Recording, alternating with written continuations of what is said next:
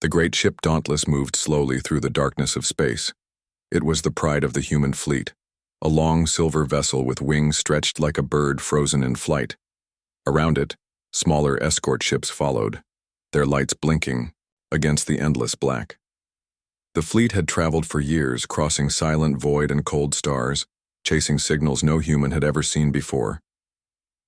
Captain Elias Marlowe stood on the command deck, hands behind his back, eyes fixed on the wide view screen. Before him, a strange star system opened like a secret waiting to be told. Its sun was old, glowing faintly red, like a dying fire in the night. Around it hung broken rings of debris and the faint glimmer of artificial structures, far too large for nature to have made. "Captain," said Lieutenant Hanajo, her voice tight with awe, "we're picking up massive readings, energy signatures and artificial. Something huge is out there." Elias nodded. "Magnify." The view screen widened and the human crew gasped. Orbiting the dim sun was not just a station or a ship, it was a city in space. Towers the size of mountains stretched across a circular ring. Lights sparkled across its surface, millions of them like a continent floating in the heavens. The humans had seen colonies before, even alien ruins. But this was alive. "Life signs confirmed," Hana whispered. "Millions, no billions, an entire civilization living out there." For a long moment, silence filled the bridge. Humanity had dreamed of meeting intelligent life beyond Earth. They had prepared for centuries, sending out probes, messages, and expeditions. And now, here it was. Elias turned to his officers. "Signal the fleet. We maintain formation, no weapons active, no hostile moves. Today is the day history changes." As the fleet drifted closer, the alien city stirred. From hidden ports, great ships emerged, long black vessels shaped like blades. Their hulls glowed with strange symbols and their weapons hummed with deadly energy. The humans felt like insects before giants. "They've seen us," Hana said, trying to stay calm. "Ships are approaching, power levels, far beyond ours." Elias did not move. "Open all channels. Send peaceful greetings." The alien ships circled silent predators watching the newcomers. Then, without warning, a voice filled the humans' communication systems. It was deep, echoing, and carried the weight of authority. "Strangers, you dare enter the domain of the Seraph Dominion, explain your presence, or be destroyed." The humans looked at one another. The voice was harsh, but it was not mindless. It was intelligent. "This is Captain Elias Marlowe of Earth representing humanity," he replied. "We come in peace, seeking knowledge and friendship. We mean no harm." For a long time there was no answer. Then the alien ships moved aside. A single enormous vessel approached. It was larger than anything the humans had ever seen, shaped like a crown with long shining spires. Its shadow fell across the fleet, and the humans held their breath. They were commanded to follow, and with no other choice the human fleet obeyed. The alien crown ship guided them into the heart of the ring city. There, in a vast chamber brighter than day, the humans were received. Elias and a small delegation stepped onto a platform of shining stone. Strange air filled their lungs, not quite like Earth's but breathable. Around them, thousands of alien eyes watched. The beings were tall, with pale skin that shimmered faintly under the light. Their armor looked like liquid metal flowing as they moved. They stood in ranks, silent as statues. At the far end of the hall was a throne of crystal and flame. Upon it sat the queen. The alien queen was taller than any of her people. Her crown, not a separate piece but part of her very body, grown from bone and crystal. Her eyes glowed like twin suns, sharp and unblinking. When she spoke, the air itself seemed to tremble. "Humans," she said, the word heavy and unfamiliar in her mouth. "A young race from a forgotten corner of the stars. You dare to come here, to the seat of my empire?" Elias bowed slightly, careful but firm. "We come with respect. We wish to learn, to share knowledge, to meet others who live beneath the same sky of stars." The queen laughed, a sound like thunder cracking across stone. "Knowledge, friendship. Do you think you have anything to offer the Seraph Dominion? You are small, fragile things, children who have wandered into a storm. Her people laughed. With her, though their laughter was uneasy, Elias did not flinch. His voice stayed steady. We may be young, but humanity has crossed the void with its own hands. We have survived worlds of fire and ice. We are here not as servants, but as equals. The Queen's smile faded. She leaned forward, studying him. For the first time, there was silence in the chamber. The humans could feel the weight of her gaze, as if she looked not only at them, but through them. You are bold, she said at last. Too bold. I have crushed empires older and stronger than you. Do not mistake my patience for weakness. The human said nothing, standing firm. Later, when they were led back to their ship, Elias's officers spoke in low voices. She doesn't respect us, Hana said. She sees us as nothing. Then we'll show her, Elias replied. Respect is not given, it is earned. And we'll prove to her, to all of them, that humanity is not weak. The human fleet rested in orbit under the watch of alien guardians. The Queen had dismissed them as children, but children grow, children learn, and sometimes children surprise even their elders. What none of them knew yet was that this meeting was only the beginning, a spark that would ignite a fire across the stars. The human fleet stayed under guard within the alien city that circled the dying sun. Day after day, their ships floated in formation, watched by the dark blade-like vessels of the Seraph Dominion. No move went unseen. Every signal was tracked. Every engine flare was monitored. To the aliens, humanity was a small curiosity, something to be studied, perhaps mocked, but never feared. Inside the Dauntless, Captain Elias Marlowe walked the command deck. His officers were tired, their nerves stretched thin by the weight of constant alien eyes. But their discipline held. They knew the truth. This was not just a meeting between two civilizations. This was a test, and how they acted now would decide humanity's place among the stars. A sudden chime broke the silence. Captain, Hanajo said from her console, we're receiving a transmission. The Queen herself requests our presence again. Elias's eyes narrowed. Then let's not keep her waiting. The humans were escorted once more into the grand throne hall. The alien Queen sat upon her crystal seat, her gaze sharper than before. Around her stood her advisors, warriors and priests. The air buzzed with whispers as the small human delegation entered. You return, the Queen said. I have been told your people are quick to learn. Show me if this is true. She raised a hand, and servants carried forward a device unlike anything the humans had ever seen. It was a cube of shifting light, its sides covered in alien runes that glowed faintly. The cube hummed as though it contained power waiting to burst free. This, the Queen said proudly, is a fragment of our knowledge. It is beyond the reach of your kind. Even lesser empires struggle to understand it. Look upon it, humans, and be humbled. The cube was set before them, its glow reflecting in their eyes. The aliens expected confusion, awe, perhaps fear. Instead, Elias stepped closer. What is it, Captain? Hana whispered. He studied it quietly. Not sure, but I see patterns. The cube shifted constantly, lines of energy moving like rivers across its sides. Most would see only chaos, but humans had learned to find order in storms. In the chaos of weather, they had seen signs. In the random spark of atoms, they had seen energy. In the vastness of stars, they had drawn maps. Elias placed his hand near the cube, careful not to touch it. The runes flickered. It's a system, he said softly. A language. The patterns are repeating. Hana leaned closer. You mean it's not random? No, it's like it's trying to teach us a puzzle. The Queen raised an eyebrow. Her advisors whispered in disbelief.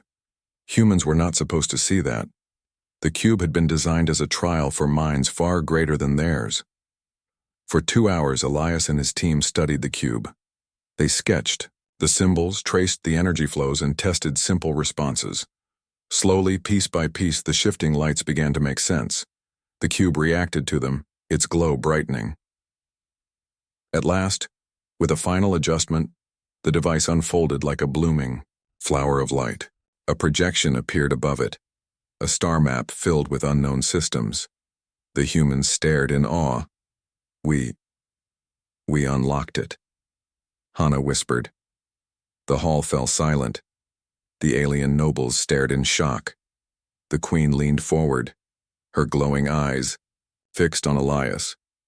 This cannot be, she said coldly. That cube required centuries of study by my finest scholars. And yet you, a child of a young race, open it in mere hours? Elias did not gloat.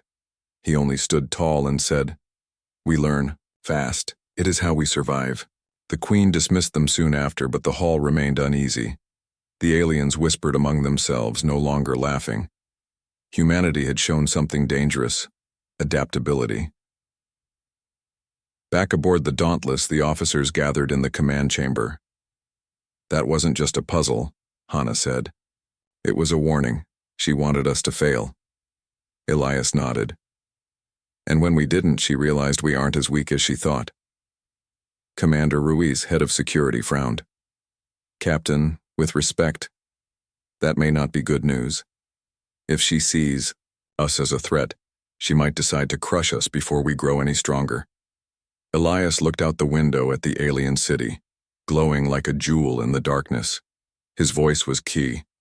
The calm of the alien system was deceptive. Though the humans had survived the cube challenge, the Seraph Dominion was not idle. Rumors ran through the alien court like wildfire. These humans are clever, too fast. Whispers of rebellion and defiance reached even the throne chamber, unsettling the queen. Captain Elias Marlowe and his officers did not know of the whispers, but they could sense the shift in atmosphere. Alien ships now patrolled closer. Their movements were sharper, faster, almost predatory. The humans could feel the tension coiling in the void around them. Captain, Lieutenant Hanajo said, scanning the sensors. We're seeing formations. Several smaller fleets are converging near us. Something's coming. Elias nodded. Prepare for possible engagement. Shields up, weapons ready, but maintain the non-aggressive stance. Let them make the first move. The first attack came like a shadow. Alien ships shaped like dark blades surged from behind an asteroid belt. They fired energy pulses that sliced through space, cutting trails of light toward the human fleet. Evasive maneuvers, Elias shouted. All ships follow formation Gamma, use gravity wells for cover. The human fleet responded with precise coordination. Pilots who had trained for years dodged asteroids, flipped through narrow corridors of debris, and used the gravitational pull of the dying sun to their advantage. The aliens expected chaos.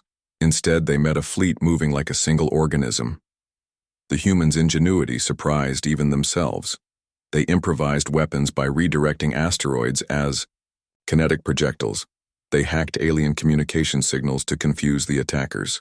Every move exploited the Dominion's assumptions. Humans were small, weak, and predictable. Captain, Commander Ruiz said, the aliens didn't anticipate this. They're regrouping. Elias's eyes narrowed. Good. Keep them off balance. We'll show them humans survive because we adapt, not because we are strong. The battle stretched for hours. Despite being outnumbered, humans held their ground. Each skirmish revealed the Dominion's reliance on brute force rather than cleverness. The humans countered each assault with creativity, predicting attacks, and using the environment as a weapon. From the throne city, the queen observed every movement. Her golden eyes widened with shock and something she had not felt in centuries. Uncertainty. These humans, she murmured. They survive when they should fall. They think differently. They do not fear. How can a species so small move with such power? Her advisors muttered warnings. They cannot last. Strike harder. Destroy them before they learn more. But the queen paused. For the first time, she hesitated. Her instinct to crush all resistance was clouded by curiosity. Humans were unpredictable, and in unpredictability lay power. Back aboard the Dauntless, the crew worked tirelessly. Engineers rerouted energy to reinforce shields. Pilots coordinated attacks using silent hand signals, and scientists used alien tech to anticipate enemy movements. Humanity had survived disasters on Earth that would have destroyed most species, and that experience guided them in space. "Captain, the Dominion is adapting to our strategies," Hana warned. "They're learning quickly." Elias smiled faintly. "Then we evolve faster. That is what humans do. When the storm changes, we change with it. We use the storm to move ahead." By evening, the battle had shifted. The humans were no longer simply surviving. They were forcing the aliens to retreat in small groups, their formations breaking apart as Dominion officers realized the humans could predict, improvise, and exploit weaknesses they had thought impossible. The Queen's lips tightened. They are no longer children. Perhaps they are something more. In the aftermath of the first day of conflict, the human fleet regrouped in orbit. Ships had minor damage, but no lives were lost, a testament to strategy over brute force. Elias convened his officers. "They are learning, yes," he said, "but they still underestimate us. We need to strike where they do not expect, not to destroy, but to survive and show we are capable of thinking like them and faster." "Captain," Commander Ruiz said cautiously, "this may be dangerous. We're already pushing the limits of our ships and crew." Elias placed a hand on the table. "I know, but every empire fears what it cannot control, and the Seraph Dominion cannot control us yet. We survive because we adapt, because we think, because we refuse to be predictable. That is humanity's greatest weapon." The next wave of attacks came near a cluster of icy asteroids. The aliens moved in tight formations, confident that their numbers would overwhelm the humans. But the human fleet had anticipated this. Small strike teams moved through narrow asteroid corridors, hiding their approach. Then, at the perfect moment, energy pulses from redirected asteroids struck the alien ship's engines, disabling several at once. Confused, the Dominion forces scattered, their disciplined ranks collapsing under the pressure of human improvisation. From her throne, the Queen's hands tightened around her crystal scepter. "Impossible," she whispered. "How do they do this? How can such a fragile species survive attacks designed to crush them?" her council argued. "We can overwhelm them. We must strike harder, destroy them now before they grow stronger." But the Queen remained silent, her mind racing. She was beginning to realize that humans did not fight like other civilizations. They learned from every mistake, every blow, every defeat. They were not strong in the usual sense. They were strong because they could change, adapt, and survive where others would perish. By nightfall, the Dominion withdrew. Their ships retreated to orbit, and the humans watched them vanish like shadows into the dying sunlight. Cheers erupted aboard the Dauntless, but Elias silenced them gently. "This victory is not because we are strong," he said, voice calm, but steady. "It is because we are clever, because we do not panic, because we survive when others expect us to fall." Hana smiled. "Do you think the Queen realizes what we are yet?" Elias shook his head. "Not fully, but she will, and when she does, the galaxy will change.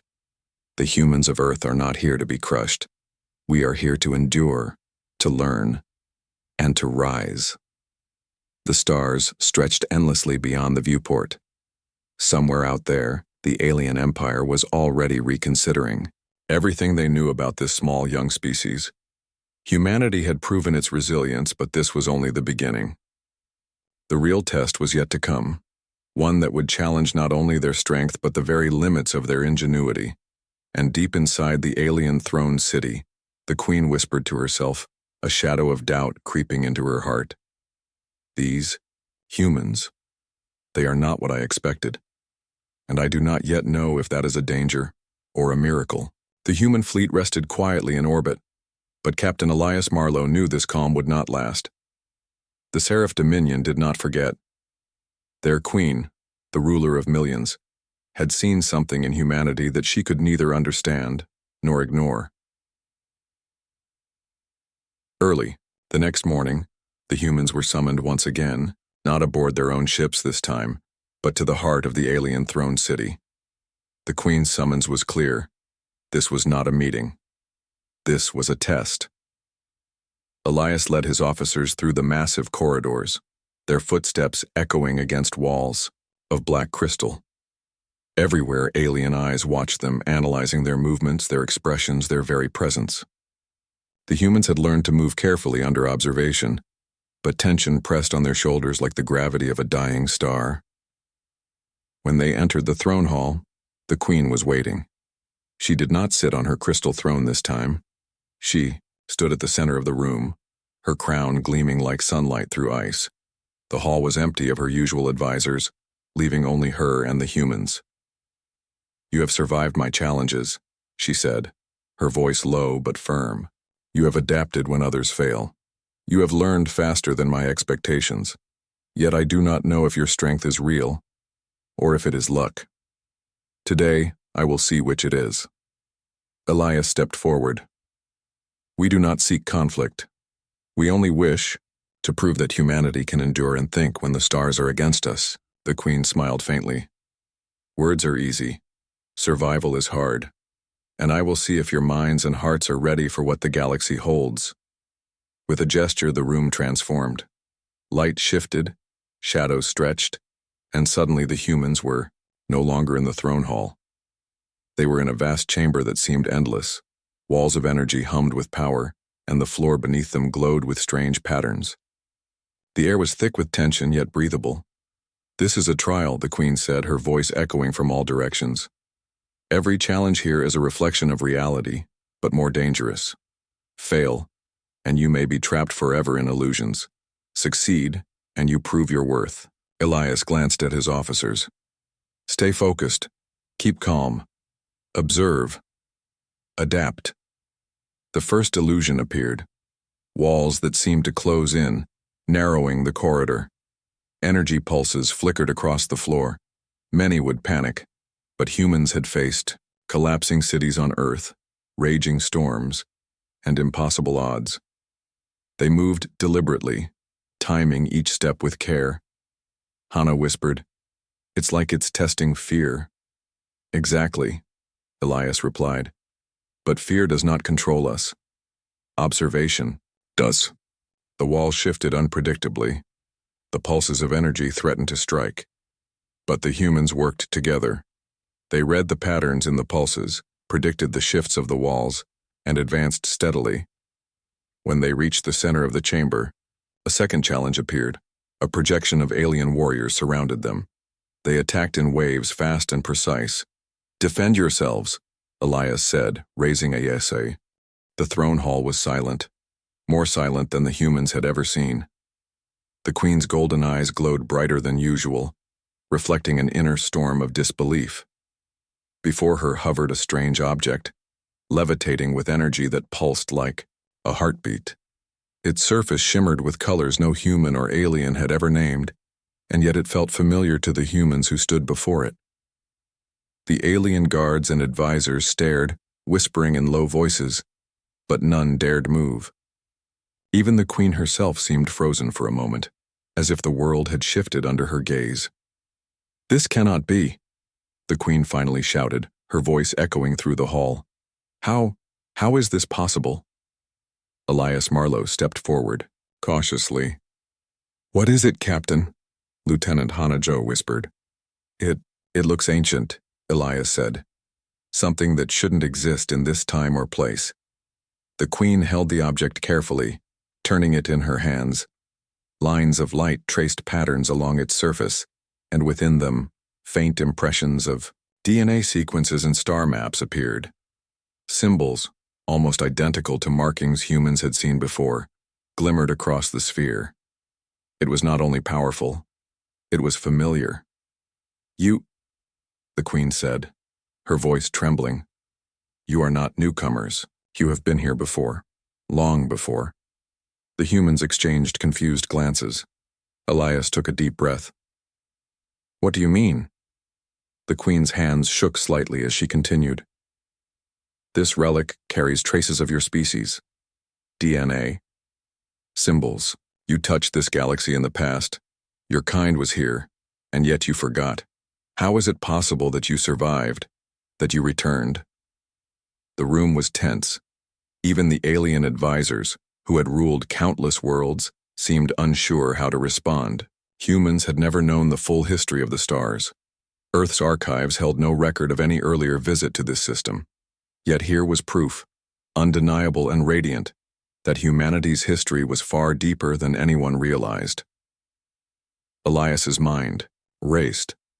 Are you saying humans had an ancient presence in this galaxy? Something we don't remember? The Queen's gaze hardened. Yes, and that is why I am amazed. Your people returned not through memory, but through resilience. You have survived long after your first disappearance, proving your species is stronger than even I imagined. The human officers felt a mix of awe and unease. They had faced tests of technology, courage, and intelligence, but this was history rewriting itself before their eyes. Hana spoke softly. Captain, does this mean humans were always meant to return? Elias shook his head slowly. I don't know, but it shows that survival is in our nature, that we endure, even when we forget our past. The Queen's advisors muttered among themselves. Some were frightened, others intrigued. One elder whispered, This changes everything. This species, they are not just clever, they are ancient, they have roots we did not know existed. The Queen's voice cut through the whispers.